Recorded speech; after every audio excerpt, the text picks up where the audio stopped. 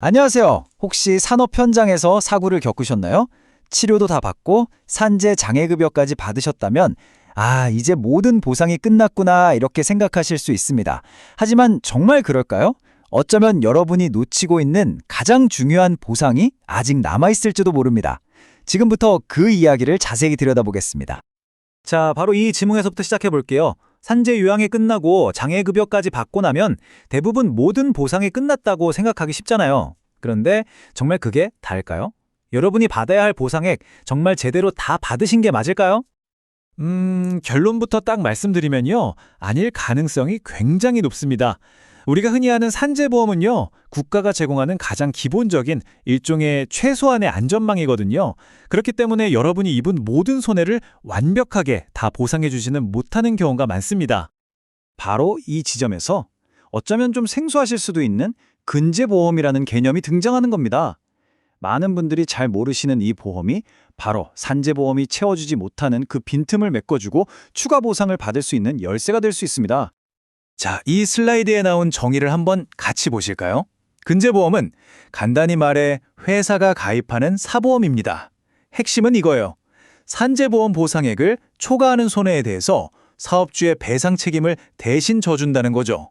즉, 산재보험만으로는 부족했던 그 부분을 채워주는 추가 보상의 문이 바로 이 근제보험인 셈입니다. 이 공식이 모든 걸 아주 간단하게 설명해 줍니다. 예를 한번 들어볼게요. 사고로 인한 여러분의 총 손해액이 2억 원으로 산정됐다고 쳐요. 그런데 산재보험에서는 1억 원을 받으셨어요. 그럼 나머지 1억 원은 어떻게 되는 걸까요? 바로 그 금액이 근제보험을 통해 청구할 수 있는 산재 초과 손해액이 되는 겁니다. 그럼 이런 생각이 드실 수 있어요. 그럼 산재보험 청구할 때 썼던 서류들, 그거 그대로 근제보험에 내면 되는 거 아니야? 네, 아주 합리적인 생각처럼 들리죠? 그런데 여기 아주 중요한 함정이 숨어 있습니다. 정답부터 말씀드리면 절대 안 된다입니다.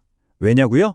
산재보험과 근제보험은 손해액을 계산하는 그 기준, 잣대 자체가 완전히 다르기 때문이에요. 이 두 보험은 크게 세 가지의 아주 중요한 차이점을 가지고 있습니다. 자, 이 표에 핵심이 다 들어 있습니다. 세 가지 기준을 하나씩 짚어볼게요. 첫째, 근로자 과실. 산재보험은 내 잘못이 있든 없든 따지지 않지만 근제보험은 여러분의 과실을 퍼센트로 따져서 보상액을 결정합니다. 둘째, 장애평가 방식이 달라요. 산재가 1급부터 14급 이렇게 등급으로 나누는 반면에 근제는 맥브라이드 방식이라고 해서 부상 때문에 노동 능력을 몇 퍼센트나 잃었는지를 더 정밀하게 계산해요. 이게 훨씬 유리할 수 있습니다. 마지막으로 소득 기준인데요. 산재는 사고 당시의 평균 임금을 기준으로 하지만 근제는 청구 시점에 더 높은 실제 업계 임금을 기준으로 삼을 수 있어서 보상액이 더 커질 수 있다는 거죠. 자, 말이 조금 어려우셨나요? 그럼 이 차이점들이 실제 사례에서 어떻게 적용돼서 무려 5천만 원이라는 추가 보상금으로 이어졌는지 한번 살펴보겠습니다.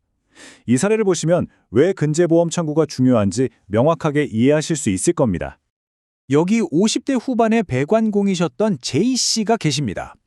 J씨는 건설 현장에서 배관 위에서 작업하시다가 안타깝게도 추락해서 척추 압박 골절이라는 큰 부상을 입으셨어요. 사고 후에 J씨는 산재보험을 통해 치료비와 휴업급여를 받았고요. 장애 11급 판정을 받아서 장애급여로 총 9,700만 원을 보상받았습니다.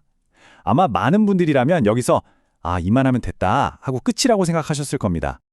그런데 말이죠. 이게 과연 J씨가 입은 손해에 대한 전부였을까요?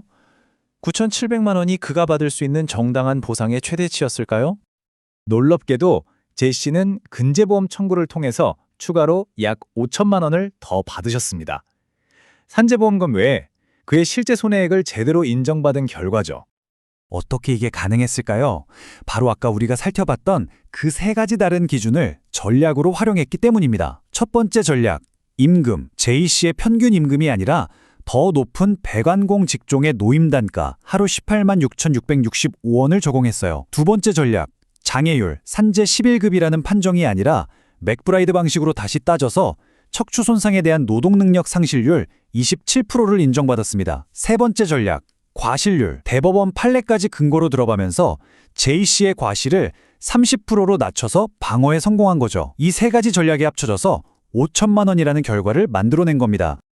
제이씨의 사례는 우리에게 아주 중요한 교훈을 줍니다. 이 복잡한 시스템 속에서 여러분의 정당한 권리를 지키고 공정한 보상을 받기 위해서는 이 차이점들을 정확하게 알고 똑똑하게 대응해야 한다는 겁니다. 이건 꼭 기억하셔야 합니다. 근제보험 청구는 결코 간단한 과정이 아니에요. 보험회사는 어떻게든 여러분의 과실 비율을 높게 잡으려 할 거고 장애율과 소득 계산에 대해서도 계속 이의를 제기할 겁니다. 이건 여러분의 이익을 적극적으로 주장하고 방어해야 하는 일종의 싸움과도 같습니다. 그렇기 때문에 전문가의 도움이 꼭 필요할 수 있는 거죠. 그래서 마지막으로 이 질문을 다시 한번 드리고 싶습니다. 여러분이 받아야 할 그 정당한 보상, 정말 전부 다 받으셨습니까? 혹시 여러분도 모르는 사이에 놓치고 있는 숨겨진 보상이 있지는 않을까요? 여러분의 권리를 다시 한번 꼭 점검해 보시길 바랍니다.